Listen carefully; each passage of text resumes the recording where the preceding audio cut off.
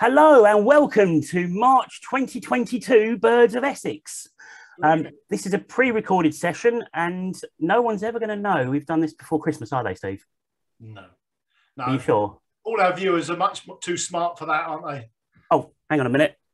I think they might twig. Better get rid of them. There you go. No, seriously, it is the 10th of March. So this is a pre-recorded session. So how you doing, mate? You okay? Yeah, good, thank you. Yeah, busy time of year. How about you? How's it going? Yeah, no, same here. Just really busy at the moment. And that's one of the reasons why we're doing this pre-recorded, to be fair, because Steve's obviously working. You're off to somewhere rather lovely in a few days' time, aren't you? Yeah, so hopefully by the time you guys are all watching this, I should be in Costa Rica. So, yeah, doing a couple of tours there, which I'm very much looking forward to. So, yes, leaving the cold weather behind and hopefully nice weather. What's the temperature in Costa Rica at the moment? It's about 28, 29. Is that all? And the weather, is it raining and humid and horrible, or? It's a bit of rain and it's quite humid, but I'm sure it's not horrible. No, you're going to see some fantastic stuff there, and I'm a little bit jealous, to be fair, because I'm going to be stuck in Colchester and Ipswich. But there you go. But yeah, so hence the reason we're pre-recording this tonight. Yeah. So obviously don't try and chat and don't send any emails or anything, because we won't be able to respond. But we've got something coming up later on that we're going to ask you to send us in for next month. So from last month, we had a little bit of catch up, didn't we? We had a couple of emails sent in. We did, and for once we haven't got to apologise to Ben Rumsby tonight for the first time in about 2 months. Yeah, exactly. Yeah, I think that is actually the first time this year, isn't it? No Ben apologies. Yes. So last month, Jerry sent an email in. This was to do with mistakes, so people making silly mistakes, and he's put, like every honest birder, I have made many mistakes. Probably one of my best howlers was in Lesbos on a trip when I called a cormorant. The tour van ground to a stop. We all jumped out and it turned out to be a stick with the water lapping around it, making it look like a cormorant to him. And he won the worst idea of the trip, which is really good. So I like that one. That's good. And the other one we had sent in was from a chap called Martin. And he said it was the first time he's tuned in and watched us and he enjoyed the show. So thanks very much for that, Martin. And he said his ID mishap feature brought back some memories. He was once on a birding trip to Trinidad and on a boat trip when he spotted a red-headed bird in the mangroves. So he shouted out and stopped the boat, and the skipper reversed back to his original spot, and it was a bottle top. I mean, can you imagine that? The whole thing reverses back. Everyone's like waiting to see what this bird is, and it's a bottle top. Oh, you know what? I bet that's happened so many times. Absolutely, but he did redeem himself, because he said 5 minutes later he did see a red-headed bird and nearly bottled it. Very good. From shouting out, but he did shout it out, and we all saw a red-capped cardinal. There you go. All right. I think the moral of the story really is that if you do see something that kind of you think is a bird, if you're pretty sure it's a bird, just call it, because if it is something different, yeah. It doesn't matter. I mean, like I say, we all make mistakes, so better to call it and get it wrong than everyone miss, potentially something good. So, yeah. Absolutely. And to be fair, I think it's also the same thing with identification as well. If you see a bird that you're not sure what it is, it's always a good idea to call it, isn't it? Yeah, absolutely. Yep. No, it's a good thing to do. Like I say, better to get everyone on it. And but yeah, it's easily done. Definitely. I mean, I've found that's one of the best ways I've learned over the last few years that I've been birding is, if I'm with somebody else, you call something. I think I was with you, Steve, actually at Hyde Bay, and I called a peregrine coming in. Yep. And you picked it up, and it was a Merlin. And that was about 3 or 4 years ago. I think I'd only seen one Merlin at the time. Yeah. And from that, I kind of watched it. And I thought, okay, so that's what a Merlin looks like in flight. And the next time I saw a Merlin in flight, I knew it was a Merlin. Yeah, the way we learn, isn't it? Absolutely. Thanks for that, mate. The check's in the post, okay? Excellent, thanks for that. Yeah, the 1 penny again. In fact, actually, not the check. You're going to get this. Look at this, ready? Oh, yes. Yeah, we'll have to meet up. So when I get back, I'm looking forward to that. That's a real treat, that'll be. I bought, just for those of you that don't know, which is probably everyone, I bought a jar of this before Christmas for myself. And I told Steve about it, and he said, if you see me one somewhere, can I pick one up? And I found another one. So this is Dynamite Chili Marmite.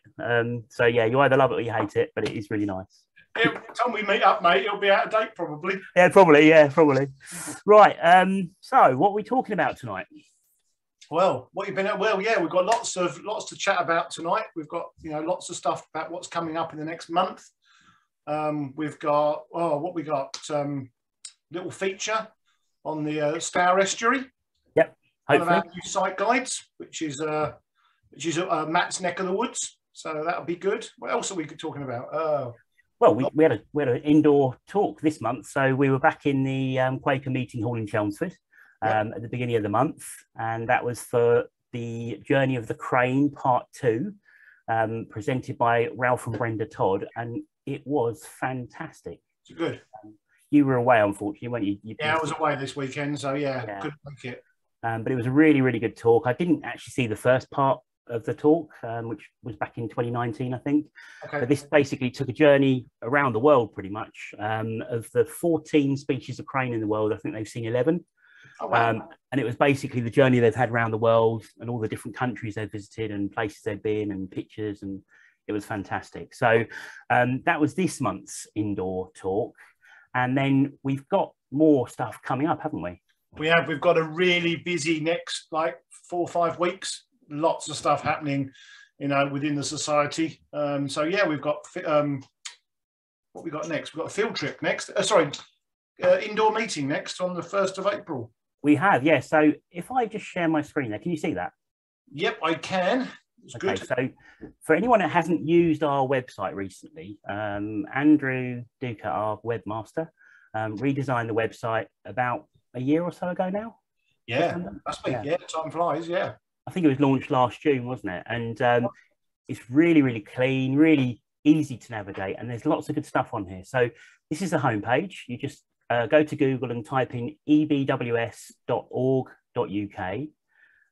or just type in Essex Birdwatching Society, and it will be the top link.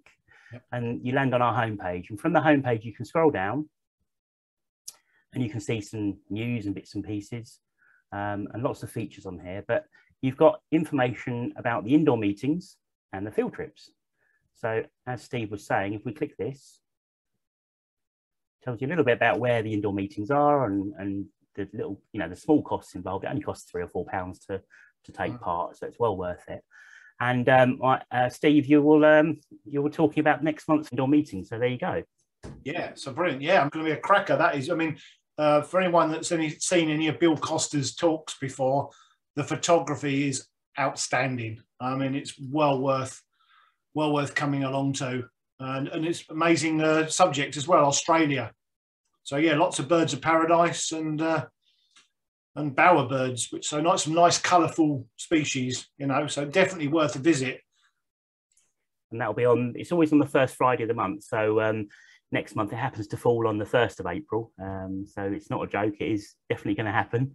And that starts at 8 o'clock, doesn't it? So if you get there for 8 o'clock, and it's the Quaker Meeting Hall in Chelmsford, definitely worth coming along. And the big news is that from next month, the indoor meetings, we're going to be back serving refreshments again. So teas, coffees, and I've heard a rumour that we've actually got some fresh biscuits. Wow. Oh, that sounds good, because the biscuits are out of date from before COVID, weren't they? So yeah, you had to suspend the I think they'd all be green and furry, wouldn't they, by now? So I don't fancy green and furry biscuit, to be honest. So yes, so that's the indoor meeting. Now we've also got a field trip coming up. So again, back to the homepage, you can click on the field trips here and see what's coming up next. Yeah, I think the next field trip's in about a week or so's time, isn't it? Well, it is, although by the time this goes out, it would have been 5 days ago. Oh yeah, never thought of that.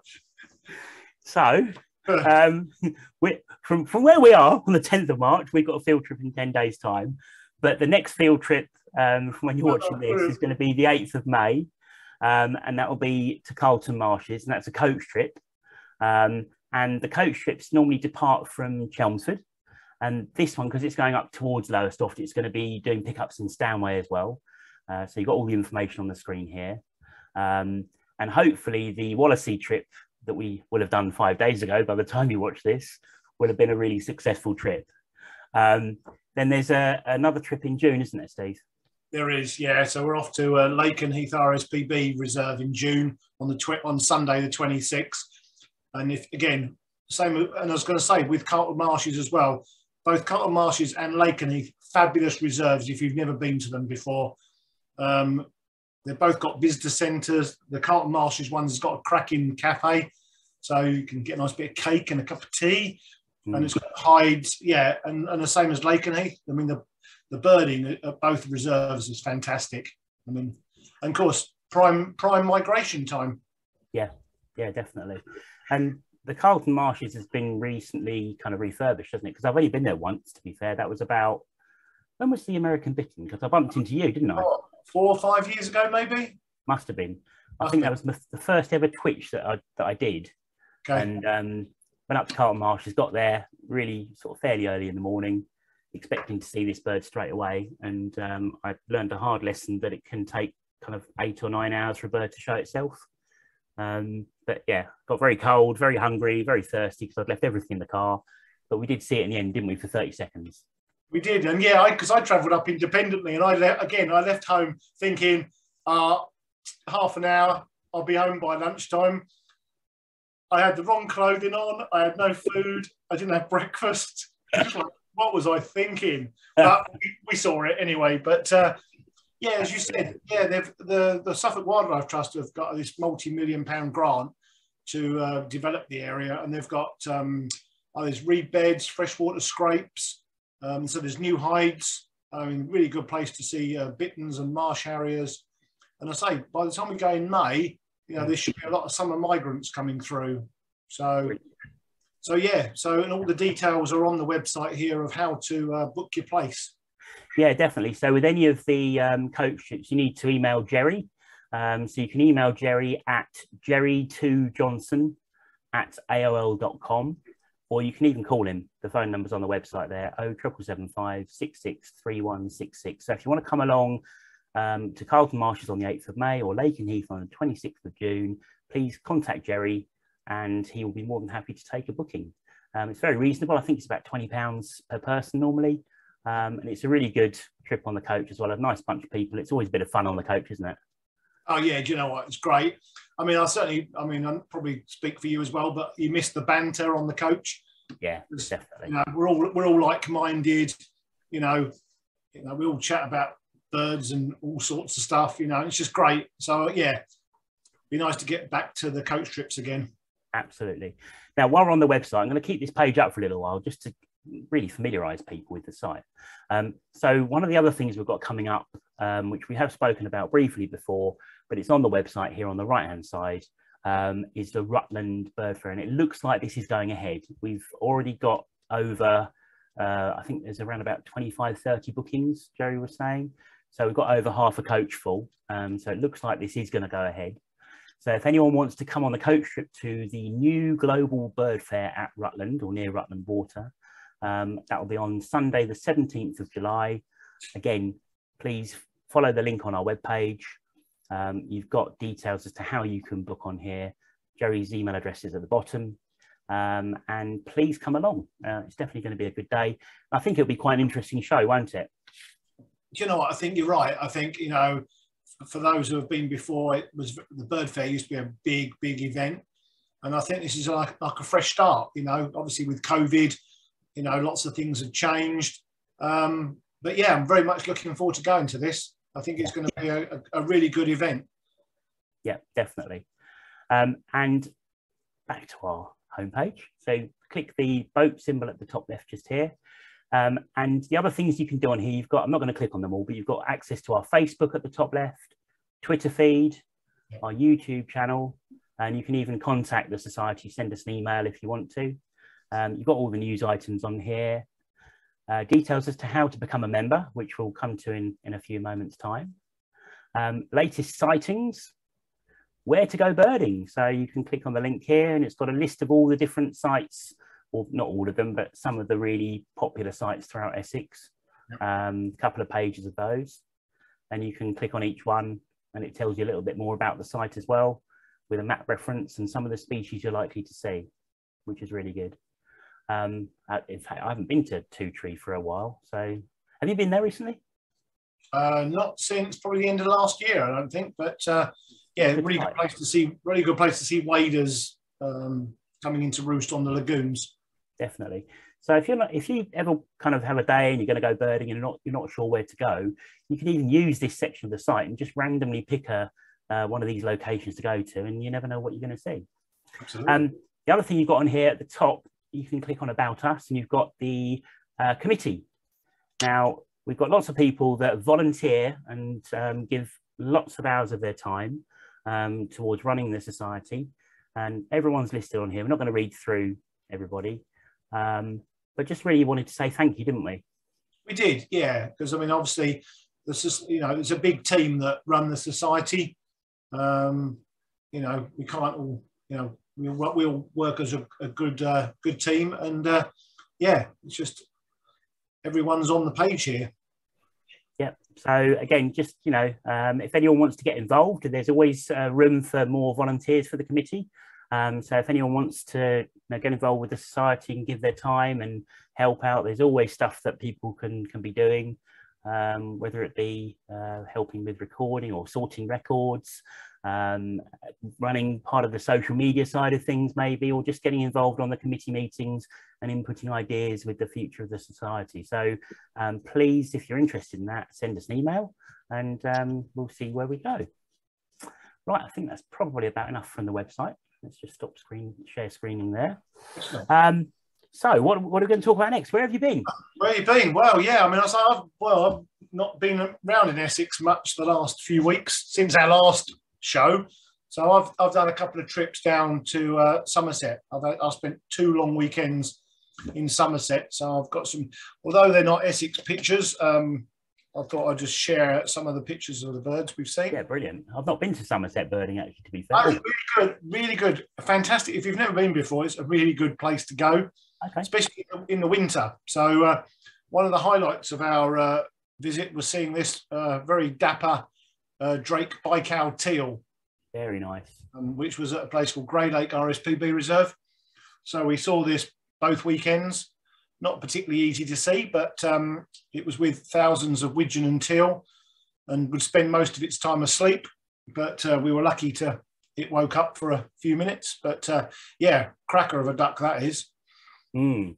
So yeah, and the whole area, it's you know, basically wetland. You know, there's flooded fields, reed beds, there's woodland. Yeah, really diverse habitat. And we managed to see three of these. These are Pendulum tits. These have been wintering near Weston-super-Mare. In fact, they've been at Weston-super-Mare for ages now, but they're starting to come into sort of breeding plumage with this lovely black mask through the eye. So we saw these, and these are other shots. They always look like a mini redback shrike almost, don't they? Do you know what they do? Almost. And they just love the reed mace heads. And I was telling my group that, you know, if you see, because when they pick the seeds blow across the sky. Mm. And if you see the seeds blowing, keep an eye out. And literally, I'd said it, and within 20 seconds, we saw a seed go past, looked at the reed, and there was the pendulum tit. Oh, that's a good tip. Yeah. And the same as bearded tits do the same, and reed buntings as well, but just gives the game away. Okay. And here's a really terrible shot of 2 of the birds. One in focus, one not in focus. Oh, they're lovely. To be fair, I've not seen one before. So maybe I should get down to Somerset. Yeah, it's a really good place. So yeah, we saw the 3 pendulum tits both weekends. This is the most dodgiest ringneck duck photograph taken through my lovely Viking Digiscope adapter. But yeah, so Drake ringneck duck on the right-hand side, which we managed to see, which was good. It's quite good actually, because sorry, I was going to get the back again. So you've got the tufty on the left, next to the two. And even from this distance, with a record shot through the scope, you can see that they do look different. The shape of the head's different, and the markings on the bill are different. Absolutely. Yeah, so just completely different looking bird. And again, that's why even just any sort of record shot is good, you know, because you can sort of pick out the features. yeah, you can kind of see the grey side and that white sort of panel. Yeah, absolutely. But the main reason for going down to Somerset was to see starlings. Oh, okay. So from sort of November through to March, there's up to, I mean, it depends on how cold the winter's been. It's been quite a mild winter this year, but I mean, we saw probably 500,000 starlings. Good grief. Of course, like you see on the TV, they do all the wheeling around, and there's peregrine hunting them, and marsh harriers and sparrow hawks, and so this is one of the shots of a few birds there. Oh, the thing is, whenever you see a large murmuration of birds like that, it looks like it's kind of one big living organism, doesn't it? Almost. Yeah, absolutely. You know, it becomes a huge thing, and I know it sounds daft, but for anyone that's not seen a huge murmuration of birds, it's definitely worth travelling to see something like this. Absolutely, it does look amazing. I mean, I think there's been a few. I think there's a starling murmuration at Mersey Island at the moment, and also Minsmere. I think Minsmere's got one, which is a little bit further away, but you know, so that was nice to see. Common cranes, very nice. So they were reintroduced into the Somerset levels quite a few years ago, but now they're breeding and there's wild birds join them. We saw about 8 or 9 cranes. Were Ralph and Brenda Todd following them around, or? Do you know what? No, that would be quite relevant, wouldn't it, for their talk on Friday night? So cranes, great white egrets. These are absolutely 10 a penny, and this one's in like pristine breeding condition. So dark legs, and then you can't quite see, but on the sort of the upper leg here, it goes bright pink. Okay. And then you've got these lovely bright green, sort of luminous green lures. Yeah. And we obviously used to seeing them with yellow bills, but in the breeding season, they're lovely and dark. There you go. And these are nesting all over the place. I mean, we saw, I don't know, 50 odd birds probably all weekend. Right, okay. Nesting in reed beds. I don't think I've ever seen one in breeding plumage, to be fair. So it does, I mean, it almost looks like a completely different bird, really, doesn't it? You know, if absolutely. You didn't... Yeah, completely different. Gauge it by. Yeah. So, so little egret. And then back to Essex. So I have done some birding in Essex. I led a walk yesterday at East Mersey. And while we were having lunch, this cracking male hen harrier circled up and flew past us, which was a real nice bird to see. And I think this bird's been in and around the sort of Mersey. I think Simon Cox reported it yesterday over at Alresford. So about the same time we saw ours. So presumably the same bird. So so I have been in Essex just for one day, but. So that's me. What have you been up to? Yeah, let me see if I can find some pictures to show. So, I mean, male hen harriers particularly are just absolutely stunning, aren't they? Oh, do you know what? I think they're one of the smartest birds. Well, one of the smartest birds, you know. No, they really are. I've kind of been local, really. So obviously it is only a couple of weeks since we did the last one of these.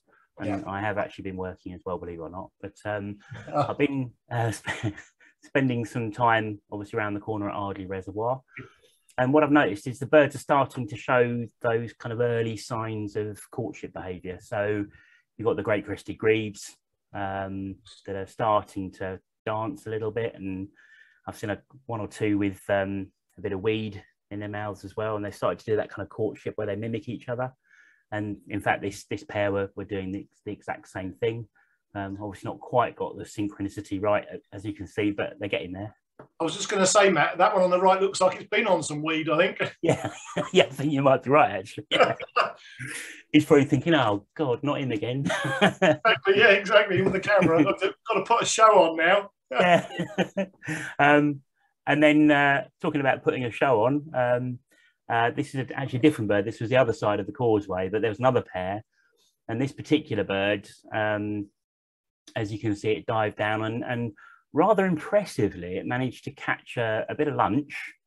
Is that a roach? I think it's a roach, isn't it? Do you know what? I'm rubbish at fish. It's either a roach or a perch. I think it's a roach.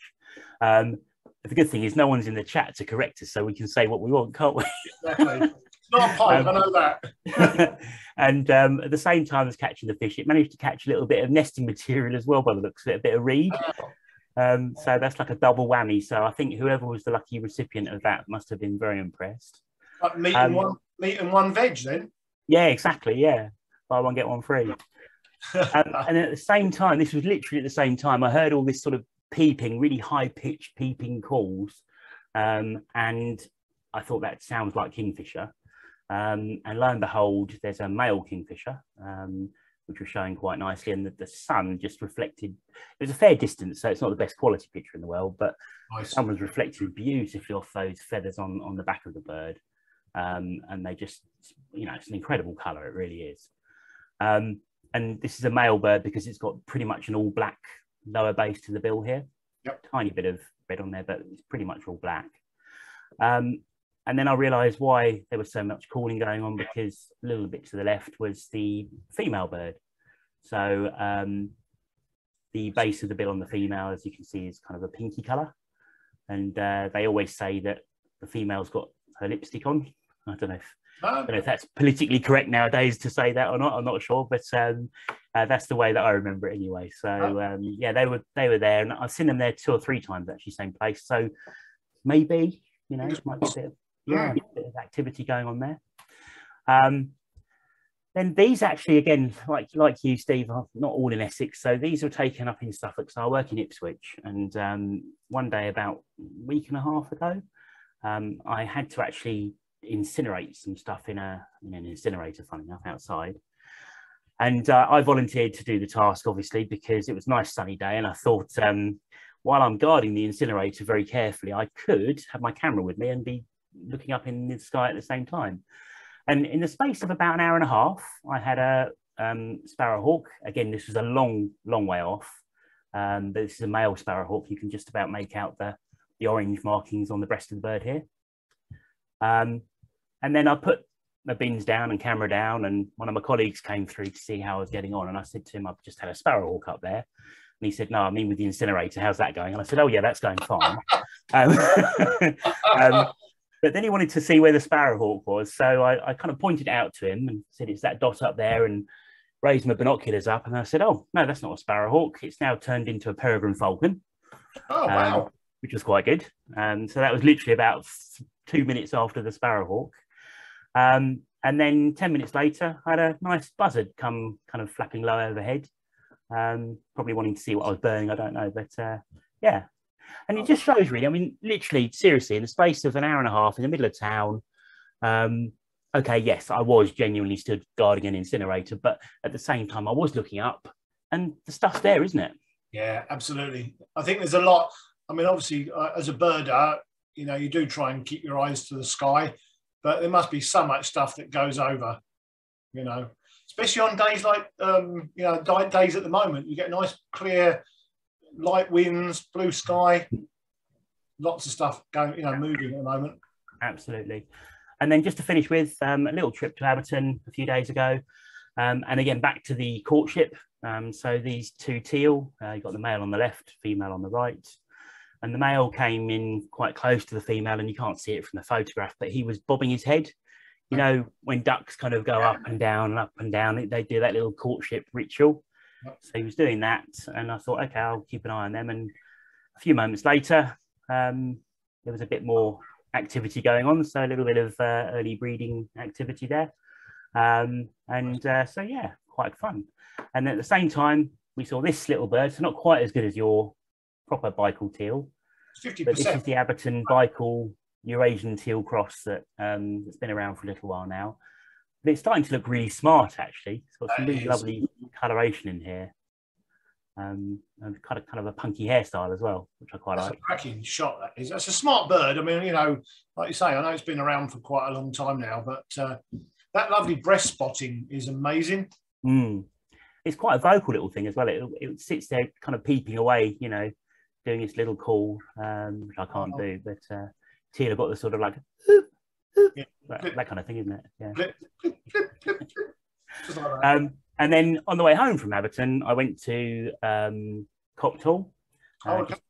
And just to the car. By the time I got there, the car park was actually closed, so I kind of pulled up outside the gate and just had a quick look inside.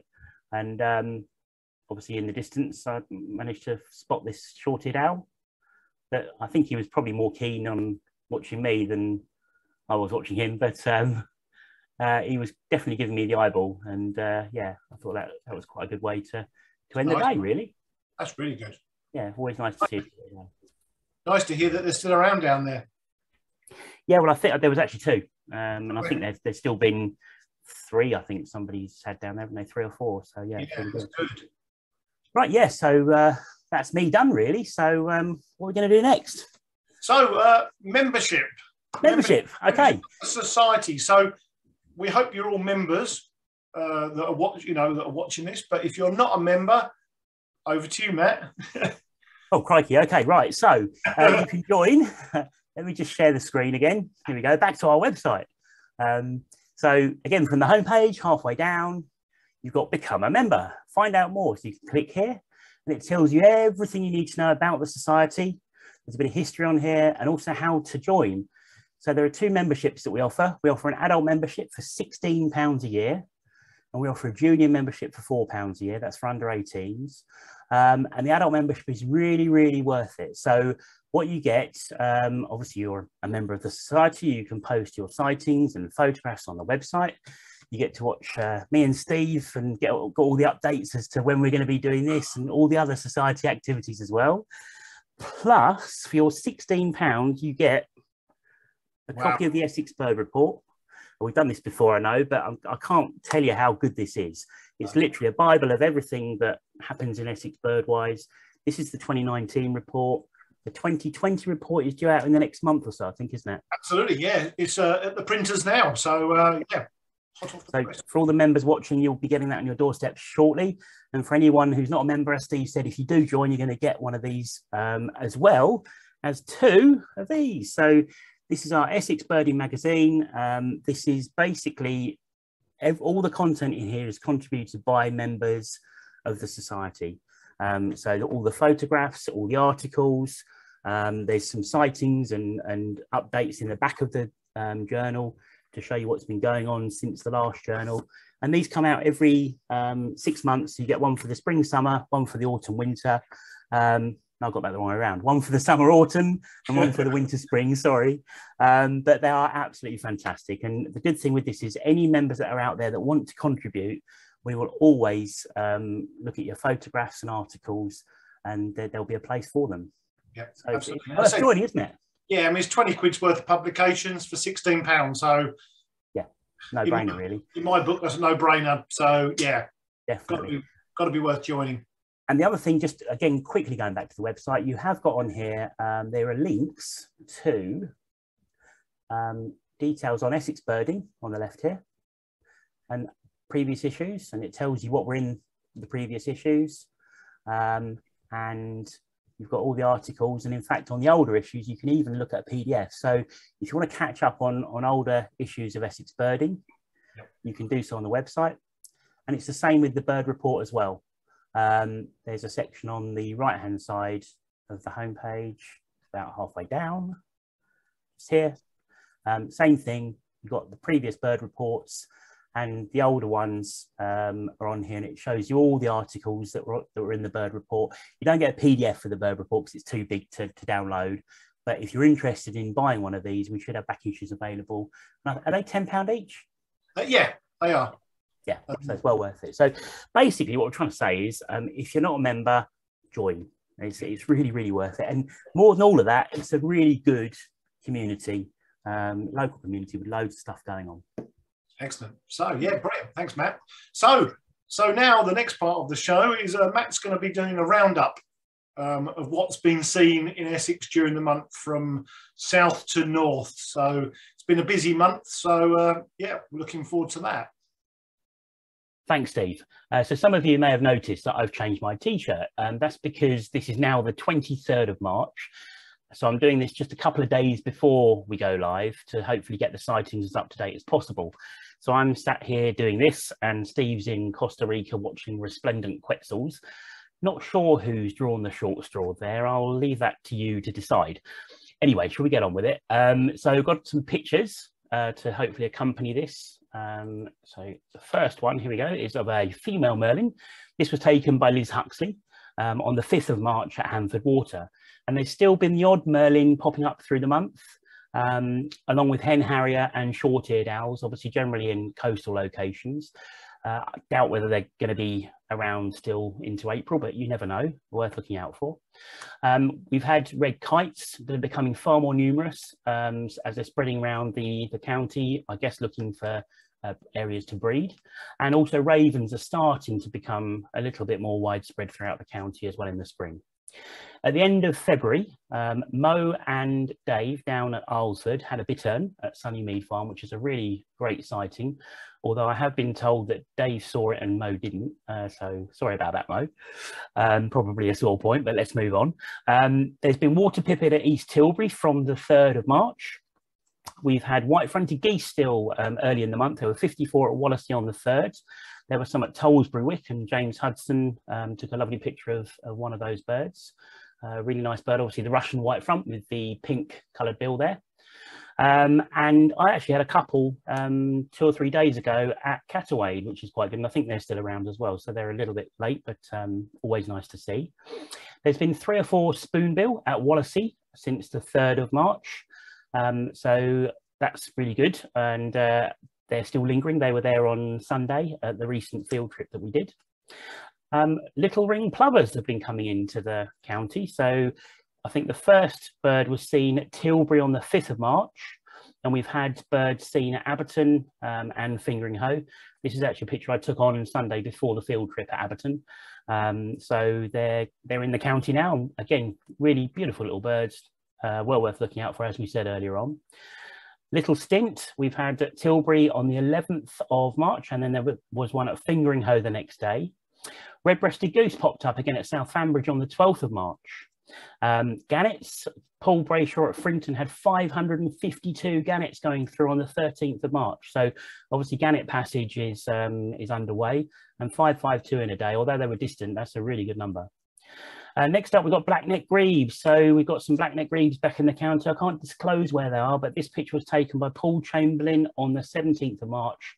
What a cracking picture. These birds are absolutely beautiful in their breeding plumage. So if you are lucky enough to see any of these around, just enjoy them. They're really fantastic.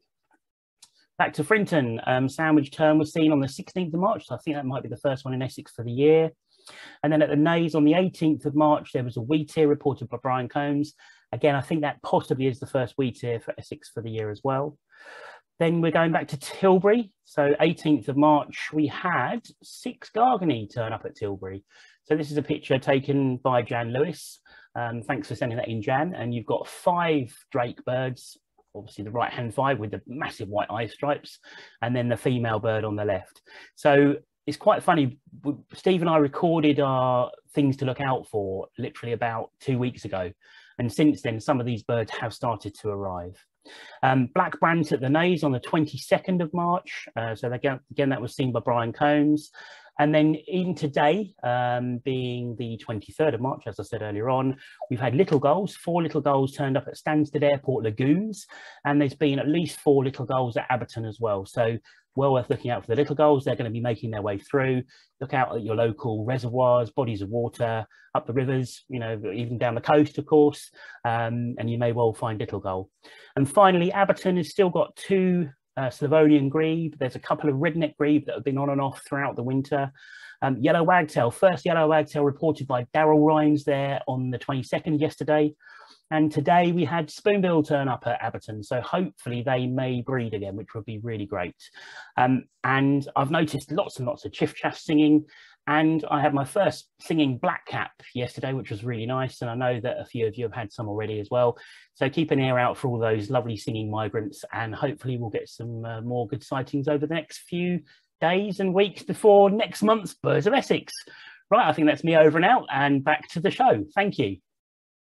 So that's not quite all of the bird news. I think you've got a little bit of bird news for us as well, Steve, haven't you? Yeah, so back at the end of February, we had an email from David Smith, who's one of our regular viewers, and him and Adrian Watts were bird watching up at Catawade, the Catawade Mistley area. which is again fantastic area, as you'll see later. And they were birding and taking photographs as they do, and they came across an avocet with colour rings. Now, we've featured colour ringing in quite a few of these programmes over the last sort of 8-9 months. But yeah, so they got a couple of shots of this colour ringed avocet, not brilliantly clear, but they emailed them to local birder Ed Keeble. And Ed, being a dogged detective, I think is the right word. Did you say dogged or dog-eared? Sorry, dogged. Opposed to dogged. Apologies, Ed, if you're watching this. You didn't mean it. Yeah, we'll cut that bit. And yeah, and then yeah, so yeah, so we've got so Ed did a bit of detective work, and they managed to find out where it came from, and hopefully Matt's got the website all lined up. Yes, right, and here we go seamlessly into a website. Fantastic. So where did it come from? So yeah, this amazingly, this avocet was ringed in Hungary. Which, to be fair, when we got this email, and that was the last place I thought the bird was going to come from. So Matt's got the website here from the Hungarian ringing. Now, for some reason, when it translates avocet into gulipan, which I quite like the name of gulipan. But yeah, this bird was ringed in the Kiskunság National Park, which is an area that I've led tours to, which is a fabulous national park. Loads of saline lagoons, fabulous area for waders, and lo and behold, this avocet came from there, and it's the first ever Hungarian ringed avocet to be seen in the UK. So hats off. There we go. Look. Yeah.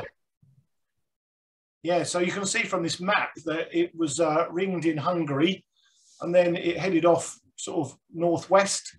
Had a little bit of a stop off in North Holland before coming over to Catawade. And that's phenomenal. I mean, I say hats off to David, Adrian and Ed for nailing this ID on this bird, you know. But that map that you've got at the bottom there, Matt, it astounds me where avocets have gone to. So I guess this is a map of all of the birds that have been ringed in Hungary, I would imagine, and yeah, where they've been reported. Yeah, I mean, you know, I would always think that if you were, you know, an avocet was in Hungary, it would only travel relatively locally, you know, maybe surrounding countries. But this is, you know, I mean, we've got Malta there, Tunisia, Spain, you know, the Atlantic coast of France. Yeah. Amazing. It's literally almost like you've sort of chucked a flock of avocets into Hungary and they've all kind of headed in different directions almost, isn't it? Yeah. Yeah. I mean, I know, I was going to say, I know that when I've been to Hungary in the spring and summer, that these saline lagoons probably do dry out. So presumably after they've fledged, they disperse off later in the year. But no, that is an amazing bird. I just love this screen here because that's obviously a picture taken by Ed of the bird on the Stour. And then this is the same bird as a little chick. I just think that it's incredible that bird at the bottom is the same bird as the top, you know, maybe a couple of years later. I'm not sure of the age of the bird, actually. I haven't checked that. But it's just a wonderful picture, isn't it? Oh, that's phenomenal, isn't it? I mean, the chart, you know. Yeah, it shows the importance of ringing, doesn't it? I mean, why is ringing so important, Steve? Well, I mean, like you say, we're still learning.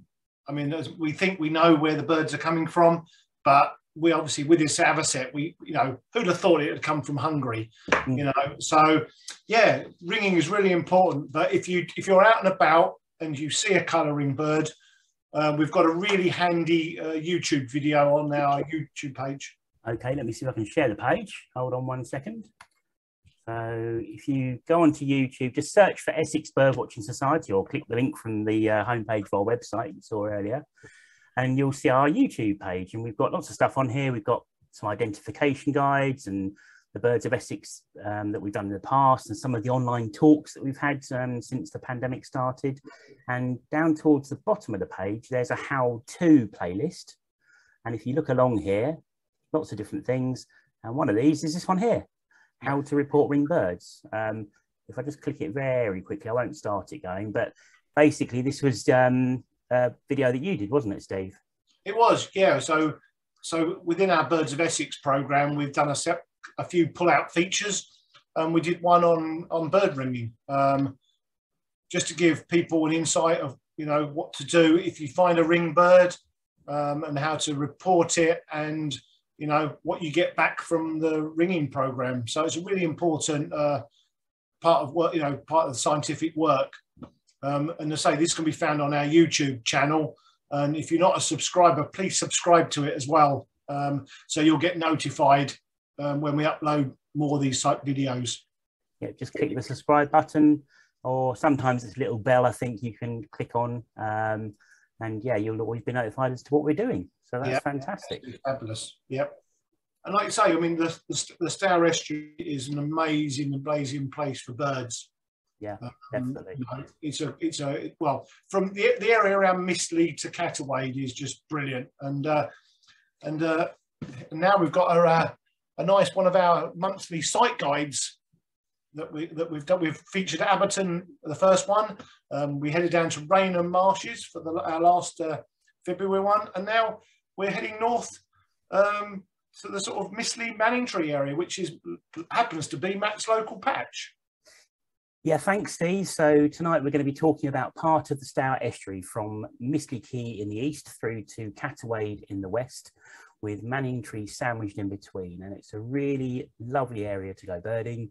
There's some great birds. There's some nice places that you can stop and look, or have a walk if you want to. But before we do that, let's have a look at a map and see where we are. So we're looking at Google Maps, and we've got Colchester towards the lower left of the screen, and Ipswich towards the upper right.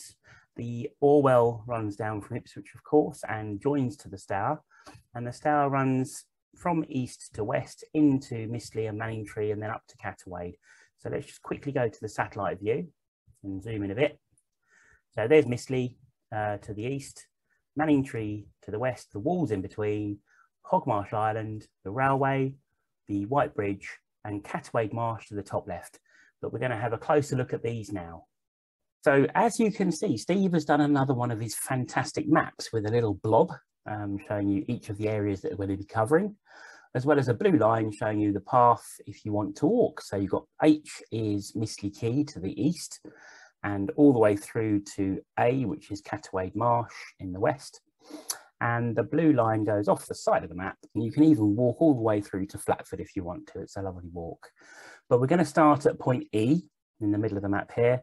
And the reason we're going to start there is because it's good for parking. So E is actually the co-op, which is in the middle of Manningtree. But the road outside the co-op, as you can see, there's a short section of double yellow lines, and then you can park. And to my knowledge, there's no restrictions. If this area is full, there is a main car park in the town, which is about a 2 or 3 minute walk away. It's free parking for 3 hours. Whatever you do, please don't use the co-op car park itself for parking, because that's obviously reserved for customers. When you're out of the car, you can walk through a gap in the wall and along the front of the co-op itself. And you can't see it from here, but it's behind the trolley park, but there's a short bridge, and the bridge goes over a little dike that runs through here. And you can go up the steps onto the main seawall, or you can follow the path to the left along the bottom and join the seawall after a couple of 100 yards. If steps are a problem, because there's a couple here to get down onto the bridge, then in the corner of the car park, there's a footpath. And the footpath is much more easily accessible. It can be a little bit muddy sometimes, but when you go around the corner of the footpath, you've then got a choice. You can either follow the lower path, or you can go up the steps to the higher seawall path. As you can see, both paths run parallel, and they join in the distance. You can just about see it up the end here. And where they join, the slope up here is quite shallow. So it's good access for people that are going to find the steps difficult. You can come along the bottom and get up to the top path quite easily. When you're on the top path, there's an Essex County Council information board, and this shows you some of the species that you're likely to come across. shows you where you are and gives you a little bit of history of the area too. So that's quite interesting to have a quick look at. And there are also plenty of places to stop and have a cup of coffee and a sandwich, or even spend a few hours if you don't want to go for a long walk. So probably 4 or 5 benches along that section. Each one gives you a slightly different view of the river. And it's really nice just to sit and while away a few hours. Talking of views, I'm sure you'll all agree this view is quite spectacular. So we're looking from the top path by the co-op, east along the river. You can see Felixstowe docks in the distance here, and the riverbed itself snakes around, plenty of mud flats. This is obviously low tide, lots of mud exposed for the birds to feed on, and some boats as well. So if you're into boat watching, it can be quite nice to see the boats too. But we're here for the birds, and as you can see, the mudflats do get quite busy. So this is taken from a little bit further along the path and with a slightly more zoom on the lens. And you can see on the mud here, we've got avocets. In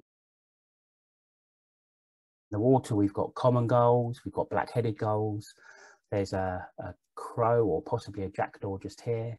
Some lesser blackback gulls in this area here. You get great blackback too. There are redshank in the middle, and then in the distance there were black-tailed gobwits, there were brent geese, pintails, teal, all sorts of things, and some really good views. So as you can see, there's lots and lots of stuff to look at, and it's a really great area. So it does pay to have a scope. If you've got a scope, please bring it with you, because obviously there's a bit of distance involved here. If you don't have a scope, then there is plenty of stuff close by, and we're going to walk along the river in a second, and all of that area is quite good binocular view. Let's have a slightly closer look at the avocets quickly. One of them was sat in a little hollow in the mud, whether it was just having a sunbathe or whether it was practicing for the coming weeks, I don't know, but thought it made quite a nice picture. And very close nearby were a couple of other birds just feeding, walking through the mud flats and scything from side to side through that mud and sifting out their dinner. Back to the map. So that was kind of point E in this path here. And we're going to be walking along the path up towards D, C, B and A. So D is Hog Marsh Island. Now, it's not the easiest place to take a photograph of. So Hog Marsh Island itself is sort of this area just above my mouse pointer, and it kind of comes right the way along down the middle of the river, really. You can't access it, but you can view it from the path, and you get some decent binocular views, and you get some really good telescope views. So again, if you've got your scope, please bring it, because it's always useful. And on the island in the middle here, you'll quite often get waders, especially when the tide is high. Of course, it's a really good roosting area for black-tailed gobwits, common ring plovers, redshank, and so on. You'll get avocets feeding the far side, plenty of shelduck around, greenshank as well. So there's lots and lots of birds to look out for here.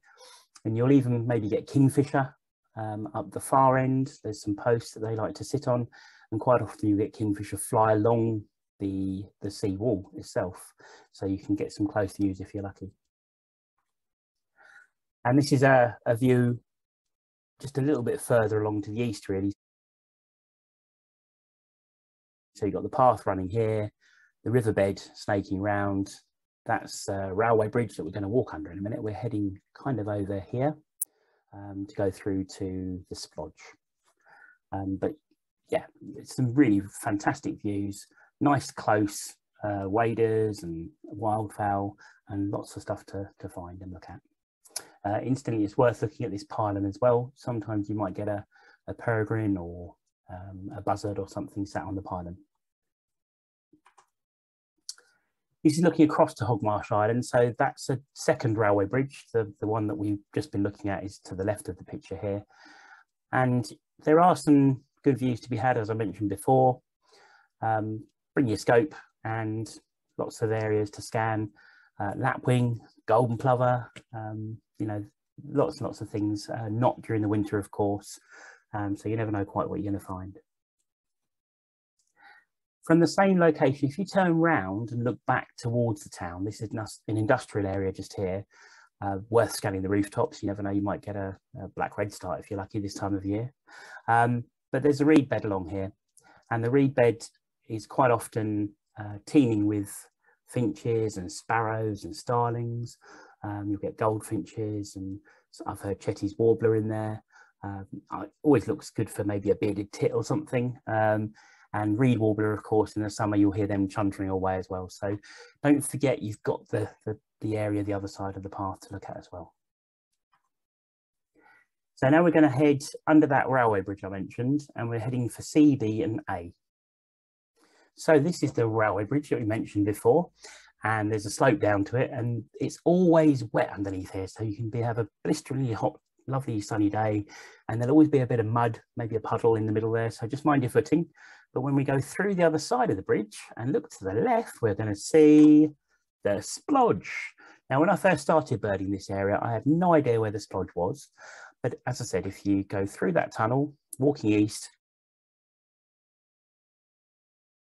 you've got the pylon, and then this flooded scrape here is the splodge. And it's a really great area to have a look at for all sorts of things, really. Waders, wagtails, yellow wagtail in the summer, pied wagtail, of course. I've had grey wagtail on there as well.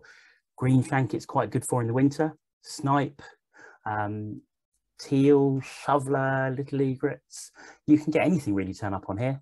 So always worth a scan. Don't forget to have a look, particularly at high tide when the river's really high. Things might be flushed onto this area to continue to feed. And if you look to the right, after you get through that railway bridge, there's another run of pylons, 4 pylons extending into the distance. Always worth a look. Peregrine, quite often you may find a peregrine set on the top of this pylon here, or the one further along. But always scan pylons.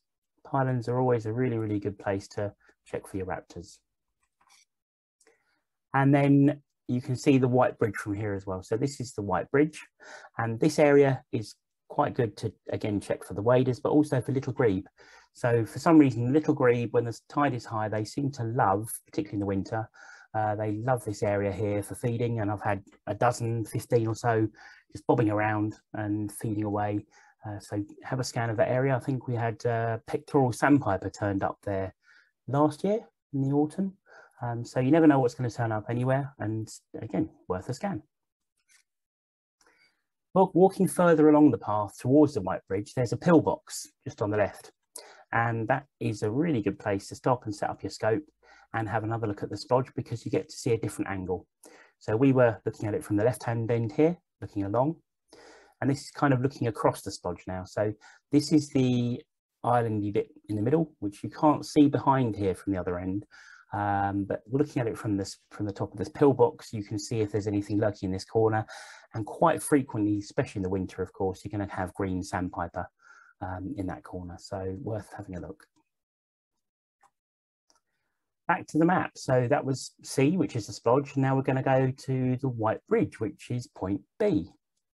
So this is the white bridge, or at least it's the white bridge sign as seen from Suffolk looking back into Essex. I'm not 100% certain, but I'm assuming it's called the white bridge because the railings are painted white. Maybe there's another reason. If there is, perhaps someone could let us know.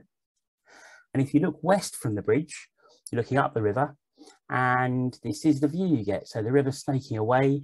There is actually a footpath, which I mentioned earlier. You can't see it on the photograph here, of course, but it goes off in the distance to Flatford on the south side of the river. To the north side of the river, you've got Catawade Marsh, which is this whole area here. Again, not accessible to the public, but you can actually get some decent views, binocular scope again, and you can see some of the area here. And you can just about make out there's a flood at the moment. So if you walk along the path, you can look across, you can get quite a nice view of that as well. And just in the distance there, not sure if you can see it on your screens, but that's the red barn that you may have heard people talking about as a reference point. Sometimes we're scanning for stock dove, like to sit on the roof there. Now, I'm sorry to do this to you all, but we're going to take a very quick step into Suffolk. So I don't know if I should be doing this, but I'm going to do it anyway. So yeah, the river itself is the border between Essex and Suffolk, of course. And if you walk carefully into Suffolk, not because there's anything wrong with Suffolk, just because there's no footpath on this side of the road, so you have to tread a bit carefully, or you can cross over and there's a footpath the other side. But on the left, just up here, this is an area of Catawade that's usually flooded and worth a look. You can get a decent view from just behind that Suffolk sign, actually, that I just showed you. And you'll have wildfowl, widgeon, shoveler, waders, lapwings, quite good in this area, particularly in the summertime.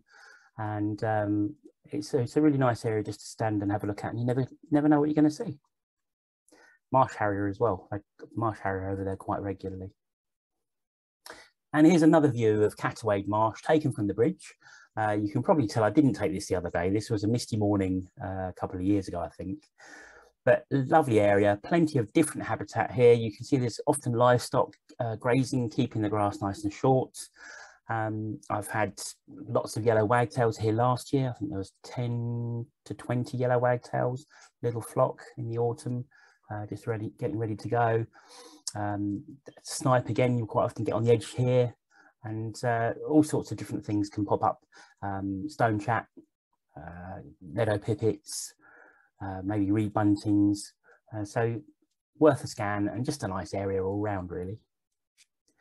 And then the other side of the road, there's a field that's completely flooded. So just in the distance here, there's an area of a seawall which has been breached. And this happened a few years ago now, and the water just comes rushing in here as the tide comes up and the whole area floods. And of course, at low tide, you've got all this beautiful exposed mud. And although there wasn't a single bird on there when I popped my head in to take this picture, it's usually a good place for waders, so black-tailed godwits and redshank. I've seen Avocet in there before. I've had ruff in there. And yeah, another one of those areas that if you don't know it's there, it's not the easiest place to find, but there is a small gap in the hedge. There's a little run of steps that you can get down to see this viewpoint. Or there's actually, if you keep walking north along the footpath, there's a little cut-in, and you can then walk along another path which comes out to the left of the picture just here, and you can look back across this field.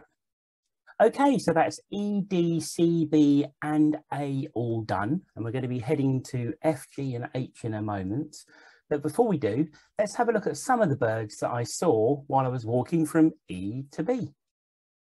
Okay, so hopefully everybody can see this. We've got a little egret and a redshank. The little egret's got a bit of a punky hairstyle going on, and they're both having a feed. The egret's obviously in deeper water with its longer legs and bill, and the redshank shallower water, lovely red legs. Then we've got a black-tailed godwit, and that's medium depth. So again, long bill, probing away in that knitting machine style that they have, and lovely plain browny grey winter plumage.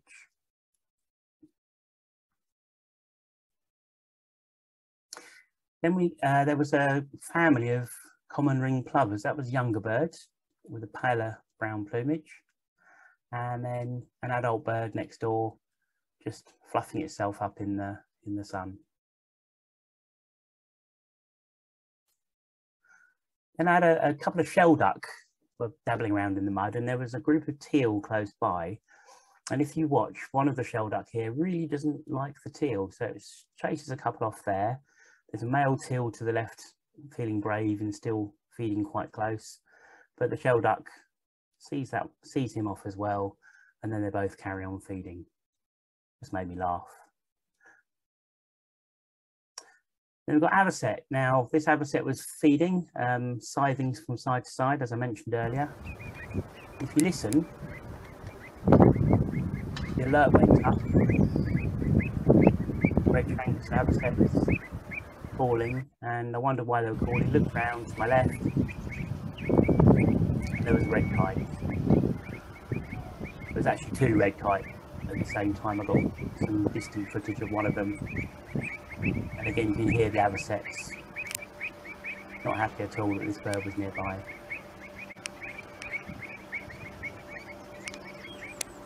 Beautiful bird. And then finishing off, got a greenshank. So it's well-known area for greenshank. And this one was just feeding the other side of the river behind the co-op. Beautiful bird, dark wings, grey head, lovely long upturned bill. Okay, so that's everything done up to F. So we're off to F, G and H now. So F is Misty Walls. And I think they're called Misty Walls because you can see on the left of the photograph there in the distance, there's a rather long brick wall. And that runs quite an extensive distance along the road. Lots of parking and some really lovely views over the river. So you can see north over the river towards Suffolk. You've got the factory roosting point over the other side of the river, and that can be very good to look for curlew, Brent geese in the winter. You'll have the Avocet over there, there'll be shelduck and lots of other waders. You can have clouds of knot and dunlin again, particularly in the winter months, of course. So you'll need a scope to look over there because it's a good mile and a half away, but it's a really nice area to scan. Also along the road, as you can see in the picture here to the right-hand side on the greenswood, there's usually a fairly large collection of mute swans. Now, they tend to congregate up the top here because people feed them, of course. Personally, I don't think people should be feeding them on the top there, to be honest with you, because it is quite close to the road. Although drivers are usually quite understanding and slow down. But yeah, it's always nice to see mute swans, and they will get really, really close to you because, of course, they think that they're going to get some lunch. So I was scanning across the river and heard kind of a noise coming towards me and turned around, and this swan was making its presence known, charging towards me quite rapidly. And obviously after a bit of free lunch, so I thought I'd better snap off a picture because it could be the last one I ever take. But I think this has probably been ringed by Dave Dutton. So Dave's a good friend of the Society. And I know Dave quite well, and he was actually down there when I took some of these photographs, and this one is, I think, is 4C8H. So if Dave is watching, maybe he can give us an update as to where that bird was ringed and a little bit of history on the bird. Also at Misty, we get black swans. Now, of course, black swans aren't on the British list because they're not a proper British native bird, and they don't breed, or they're not got a sustainable population in the wild. But they're lovely to see, and if you want a good chance of seeing black swans locally, then Misty is a good place to go. There's usually a pair down there. I've had 3 before, I think, and they're often on the walls, or if not, they can be up at Catawade by the White Bridge. I've not seen them up as far as Misty Key, funny enough, so I think they tend to go between the bridge and the walls. But they're nice to see, very pretty, obviously a bit smaller than our mute swans, and they always make a nice photo opportunity. And if you turn around and look the other way from the river, there's this large field, and this is a field that's kind of set out to pasture. There's livestock in the background. I think it's a little sort of farm type area. And in the field, you'll often have moorhen and lots of corvids, jackdaws and rooks. I've had Nordic jackdaw there before with the white collar. You'll have quite a few pigeons and collared doves and various other bits and pieces.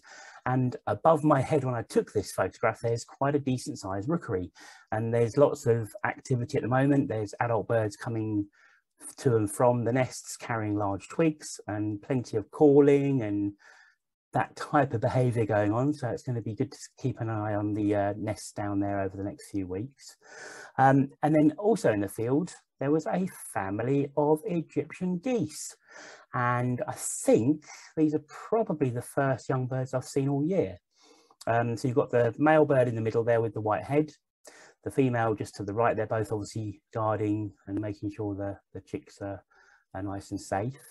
And there's 6 young birds there. Now, I think if this is the same pair as last year, they bred in the same area last year, and unfortunately none of the chicks survived. So hopefully this year they'll have learnt something, and 1 or 2 of these little chaps may well survive and grow up and become fine Egyptian geese. And then to the left of that field, there's a kind of a humpback bridge in the pavement, and it's quite easy to miss this, but there's a small pond. It's actually quite a large pond, to be fair. And always worth a look. You're going to get obviously ducks, and you may get geese on here. If you're lucky, you might get a kingfisher. And there's also a small egret roost occasionally here with little egret, and I think there was even a cattle egret there last year. So worth having a look. Only takes a few moments to scan that area. And once again, same as with all birding, you never know what might pop up.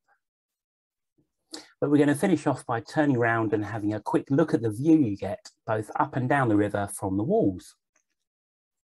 So just a quick pan from east to west with Felixstowe in the east, Suffolk to the north with the factory roost directly opposite, and then looking back up the river towards the co-op in the west.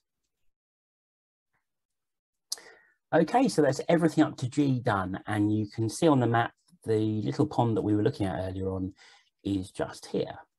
So we're now going to go all the way to the east and finish up at H, which is Misty Key. Now, Misty Key, as you can see, is, sounds like there's a rhyme there somewhere, but I won't go there. It's a quay. It's a dock basically a bit further along here, where they load and unload all the different crates and things. And Misty Key itself, plenty of places to pull up and park. You've got the metal fence railings running across the front of the quay at the moment. I think there's plans to remove those and replace with something a little bit more pleasant, but for the time being they're staying, and of course they're there for safety, obviously. There's quite a drop the other side here. You can't really see it from the picture, but there's a good drop down into the water, so you wouldn't want to be wandering off the edge here too often. This fence, incidentally, is the fence that the Misty Gull is famous for sitting on, but we'll come to him or her in a minute. So this is a view kind of through the fence, really looking back towards Felixstowe. You can see the boats and docks in the distance, and there's this massive bar in the middle here, which this remains exposed until the last second when the tide comes in. So you'll find that all the waders and gulls that are present here will be kind of huddled into a big group in this area just here, really. And you can have sort of several hundred black-tailed godwits, and they'll stay until the last possible moment, and they'll all fly off in a big flock and go up to the factory roost, which is the other side of the walls. Other good birds that you'll see in this area, particularly in the wintertime, you'll get nice close views of pintail, goldeneye, red-breasted merganser. There's been scaup down here before. There's been Slavonian grebe down here. So another one of those areas, it's worthwhile visiting every single location we've looked at today. If you're in Manningtree, you can spend maybe 20 minutes, half an hour in each spot. You'll get to see a good selection of birds, and you never know what you might find. And of course, we can't finish off talking about Misty Key without talking about the Misty Gull. So this gull is an absolutely beautiful bird. This picture was taken a week or two ago. It's almost in full breeding plumage. You can see there's a little bit of the winter feathering left here just at the base of the bill. And it's now in full winter plumage, as you can see from my next picture. And there you go. What a beautiful bird to end with.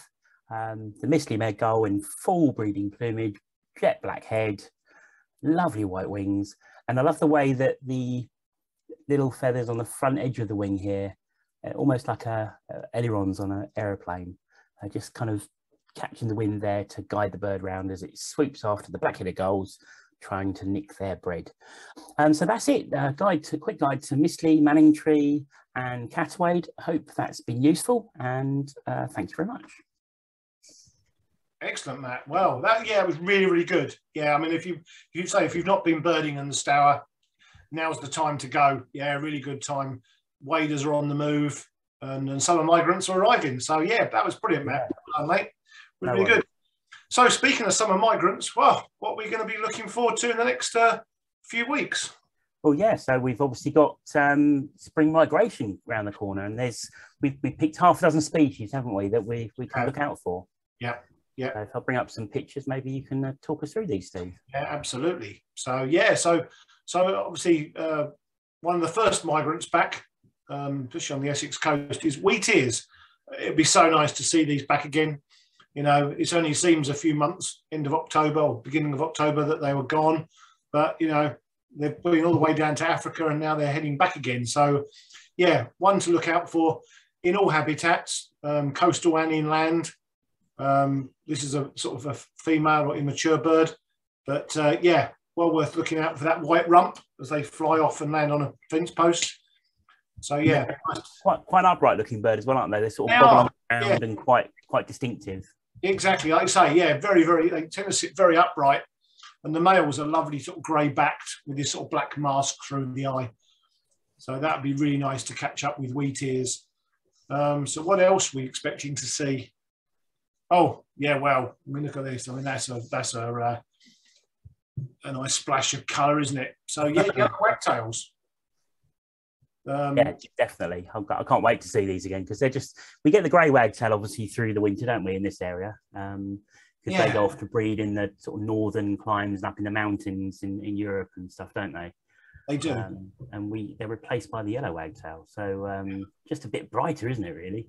Oh, it is. And it's just like you say, on a spring day, you're out birding, looking for migrants, and to come across one of these is just like, oh, gold, isn't it?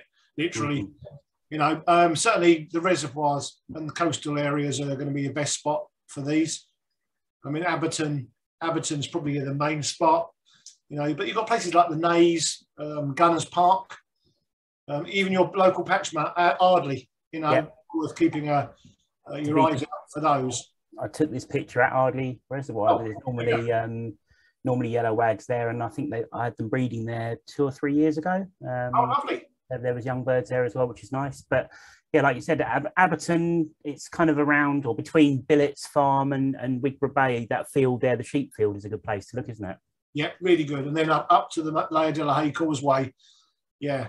So yeah, really, really. I mean, they sort of tend to arrive, you know, sort of end of March. So by the time you're watching this, any day soon, you know, get out looking. Excellent. What we've got next? Oh, yeah, that's a nice photograph, that is. I like that. So, yes, sand martins. So they're normally one of the earliest hirundines to arrive in Essex. And again, anywhere coastal with lakes, anywhere with water, as they obviously feed on insects. So Aberton, Hanningfield, well, in fact, anywhere around the coast. In fact, anywhere around the county, these can come up. Yep. And they're just lovely. I think they're wonderful. I mean, they've got so much character, and it's that little sort of buzzing call that they do as well. It's just a little buzzy noise as they kind of fly over you, and it amazes me how quickly they fly, and they're so agile and so good at catching insects on the wing. You know, if you actually spend some time, any of the hirundines it's true of, and just spend some time watching them, they're incredibly interesting birds to watch. They really are. And their success rate at like catching food, because you can actually watch them catching, especially like if you go to Aberton and the weather's not great and the insects are low over the water, you can actually watch them catching these little tiny flies, you know, and their success rate is like really high. You know? But yes, keep an eye out for sand martins, and of course house martins and swallows will be coming through as well in the next week or two. So yeah. Keep an eye out for house martin nests, because I was talking to someone the other day actually, and you just don't see as many house martin nests as you used to, do you? No, unfortunately not. No. In fact, I mean, even where I am here in Colchester, we've got very few locally now, which I'm not sure why, but I'm not sure if it's the new, because obviously so many houses now have got all the plastic sort of soffits and fascias and so on, and I don't know whether because they make their nests out of mud, of course, don't they? And I don't know whether does that stick as well. I'm not sure if that's something to do with it. Maybe not. Yeah, I mean, because obviously, like years ago, it used to be on wooden eaves and things like that. So yeah, it may well be a reason. But yeah, it's certainly well worth keeping your eye out for. Definitely right. But number 4. Not the best picture in the world, but you get the general idea. So what's this one, Steve? So this is an osprey. So so these birds will be passing through. In fact, I mean, they normally start passing through Britain in about sort of end of February. Try and get up to their breeding grounds in sort of northern Scotland and Scandinavia. So, and these pass through Essex every spring. And again, you were looking at, I know we're sort of repeating ourselves a bit, but any reservoirs, lakes, coastal sites where obviously there's fish. I mean, we've got regular springtime spots. I mean, Aberton's a good spot. Hanningfield, the Stour Estuary. That's where this one was taken, actually, to be fair. Okay, yeah. So they have like regular stopping off points, you know. I think they use, you know, large rivers and bodies of water as navigation, don't they? Absolutely, yeah. So they'll follow the coast or follow a river or go from reservoir to reservoir. Yep. So yeah, as Steve said, this time of year, if you buy a body of water or a large river, look up. And I mean, what's a good sign that there might be an avocet around? What are you looking for? Or even an osprey, but an osprey. Can we do that again? So what's oh dear, right, ready? Yep. So what's a good sign that there might be an osprey around? So normally the gulls, not a great fan of ospreys. So if you hear certainly herring gulls not very happy, you know, that sort of mewing sort of call, keep your eye out. And that, to be fair, that goes for a lot of the raptors. You know, the gulls are very a good early warning system against raptors. So yeah, if you hear the gulls, I mean, or even if you're a little bit later in the spring, terns don't like them either. Yeah, yeah, so, yeah. Keep your ears and eyes peeled, especially for these. I think one of the things I remember about seeing osprey locally in Essex, I was funny enough actually at Catawade, and I'd been looking at the splodge, and I was walking back towards the car because I parked outside the co-op, and I was going under the White Bridge, and I came out the other side of the White Bridge, and I saw a shadow on the ground. So I kind of looked up, and there was an osprey that had gone virtually straight over my head, quite close, quite low down. I didn't have a camera on me at the time, unfortunately. Oh, no. I had my beans, obviously, so I watched it going down the river, and you know, spellbound. It's such a beautiful sight, and nowhere to rely. It flew straight down the middle of the river, and it's a very wide river there, obviously. Yep. And virtually everything went up as it went down the river. So as I was watching it from behind, you've got this bird sort of just flapping, because they've got kind of quite a lazy flight style, haven't they? Yeah. They almost look like a gull from distance, but not quite. And it's flapping down the river, just minding its own business, and everything else underneath is going absolutely berserk. All the wildfowl went up, all the gulls went up, waders went up, and the whole river cleared, and even more so than a peregrine. You know, I mean, which is bizarre, really, because an osprey is not going to take any of those birds, or it's highly unlikely to, I guess, you know, because they're like fish, of course. Whereas a peregrine is going to take birds, but yeah, this osprey just sent absolutely everything up. So there's obviously something about the way they fly that just puts everything into a panic. Absolutely, yeah. I mean, God, I mean, hopefully, I mean, I know certainly at Aberton and Hanningfield, they've put up a few artificial nests for these. So you never know. One day they might be a breeding species in Essex. Fingers crossed. Yeah, absolutely. Well, we had spoonbill last year, so why not osprey this year, eh? Absolutely, why not? That'd be really, really good. Right, next up. We've got number 5. Number 5. What's this one? The old little ring plover. Hey. So again, what a lovely shot that is, Matt. That is really, really smart. So yeah, fantastic little wader with this very distinctive yellow eye ring and these sort of fleshy coloured legs. So this can be found. These are starting to migrate through at the moment. So I think the first one was at East Tilbury on about the 1st of March, which is, you know, sort of slightly earlier than normal maybe. But yeah, these can be found at gravel pits, reservoirs. They don't tend to be found right on the coast. They prefer more fresh water. But, you know, and they like these sort of shingly banks of the reservoir. And certainly, well, as far as I'm concerned, Aberton's probably the number one spot for me locally. Yeah, definitely. I mean, I think the shingle, it offers good camouflage because they kind of nest in a little dip in the shingle, don't they? Yeah. And it offers really good camouflage for the nest. And to be fair, not going to say where, but I found a nesting pair last year, I think it was. Okay. And when the adult birds swapped around the incubation of the egg or left the eggs for a few moments, it was so difficult to pick the eggs out. If you put your eyes off them for a second and then went back and tried to find them again, it's very, very hard to find them because they just blend in with this shingle and gravel so well. Wow, yeah. Certainly, yeah, it's one of my favourite spring birds, this is. I mean, it's really nice.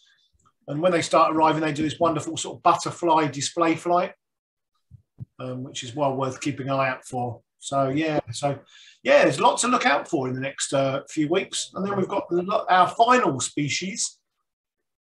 Again, not the best picture in the world, but what's this stripy little fella? So this is a Garganey. This is a Drake Garganey. So it's sort of teal size, very small duck. And again, these pass through Essex. Occasionally they stay to breed, but this is a lovely male with this lovely sort of white supercilium and this lovely sort of grey vermiculated, that's a nice good word, isn't it? Vermiculated, like that, flanks. And this lovely sort of skull, those sort of like long scapulars on the back there. They're just a really attractive bird, aren't they? Oh yeah, really good. And these can turn up anywhere in Essex. Certainly, again, any freshwater sites. So places like Old Hall, Holland Haven, Aberton. Yeah, in fact, yeah, Tilbury's a good place. Raynham. So yeah, I mean, this particular bird dropped into Holland Haven. For anyone that's watching who's familiar with Holland Haven, you've got the main hide that overlooks the scrape, and just to the right of the scrape, there's another pool. And I was in the hide with 2 or 3 other birders, and all of a sudden, this Drake Garganey just plopped in, literally flew in and just plopped into the pool to the right of the scrape, completely unannounced. And it's one of those sort of double take moments. Like, fantastic. And that's the beauty of birding. I know we've said it a million times, but you never know what's going to turn up. So it's always worth having one last look and keeping your eyes open, definitely. And hopefully over the next month or two, some of us may find some of these lovely birds. So yeah, thanks for that, Steve. Brilliant. Absolutely. We'll bring in next month's video, we'll bring you news of hopefully more migrants coming in. Yeah, fingers crossed. And we might have some photos of them as well, mightn't we? Fingers crossed. Yeah, absolutely. So for those who have been following us, we've been running our sort of quarterly photographic competition. And we had our winter winner was revealed in last month's video. And here he is. So so this is Steve Wilkinson that took this wonderful picture of a stone chap on a reed. And Matt went over to present him with his prize, a nice frame print. And yeah, what a fabulous photo. And what an amazing turnout we had, Matt. Oh, it was absolutely incredible. I mean, thanks again. Obviously, congratulations once again to Steve, and thanks to everyone who took part. We had 139 entries, I think. Yeah, which was phenomenal. And we're running the spring competition, so that's now up and running and good to go. And it's been running for a few, well, how long has it been running for? A few weeks now. A few weeks. Yeah, since the 1st of March. Yeah. So I'm just going to see if I can quickly show people how to find that. Again, if you go back onto our webpage, let me just share the screen for you. Hold on. We hope everyone's got it as their favourite on their web browser, because obviously, why wouldn't you have it as your favourite? So I don't know. I think the amount of time we showed it tonight, they're all probably fed up with it by now. But let's go back there once more. So on the homepage is a link to the spring bird photography competition, and it will tell you everything you need to know about how to enter. So basically, it's open to anybody, anyone and everyone. You don't have to be a member. Anyone can enter. The only rules are that the bird has to, or the photo has to be bird related. The photograph has to have been taken between the 1st of March and I think it's the 15th of May. That's right. This year. And of course, it has to be taken in Essex, because it's an Essex-based competition. But yeah, any bird-related photo doesn't have to have a spring theme, but it's obviously springtime. Just send them in. Maximum of 3 photos per person. That's the only change we're making this time, purely because it just makes it easier for us to choose the final 16 to go into the quarterfinals. So if you want to maybe wait until nearer the 15th and send your favourite 3 photos in. If you want to send them in as you go, you're more than welcome, but we will take the first 3 photos that you send through. So just bear that in mind. And thanks in advance, and hopefully we'll get lots of fabulous entries the same way that we did last time. So I'm looking forward to that. Yeah, I mean, I say judging was really tricky last month, wasn't it? It was. I mean, there was so much good quality photos that we really struggled to choose our favourites. You know. And the other thing was that we had several photos that maybe weren't the highest quality image in terms of a technical point of view and pixel count on the screen and so on and so forth, but they were absolutely brilliant birding photos. Absolutely. Yeah. I mean, one of my favorite pictures was it was a picture of a squirrel with a nut. Yeah, it was on a bench and there was a jay on the back of the bench and the jay was looking at the squirrel, and I just thought that is a fantastic photograph. I love that photo. So yeah, really good. So anything and everything bird related, send it in, 3 per person by the 15th of May, and you never know, you might get into the quarterfinals, semi-finals, final, or even win it. And if you win it, you're going to get a certificate and a framed copy of your photograph, as you just saw. Brilliant. So obviously, because we didn't have any audience participation, which was very sad, because we love everyone's comments when we do these. So it's a little bit sad. But next month we're going to be back full whack, and we want your input next month, please. So what's the subject then, Matt? We're going to talk about well, I don't know. I mean, we're going to come up with lots of things, hopefully, but one of the things we're going to be talking about is dips and regrets. Oh, yes. So we're not going to discuss ours now, are we? But I think the idea is that over the next month or so, and I think the next Birds of Essex is going to be on Wednesday, the 20th of April. Yep. And that'll be a live one, 8 o'clock in the evening. So between now and then, if you can think of your biggest dip or regret, and for anyone that doesn't know what a dip is, Steve is now going to explain in lots of long technical words exactly what a dip is. So over to you, Steve. So it's basically, here we go. So basically it's when you go and try and see a bird and you just don't see it. No long words involved.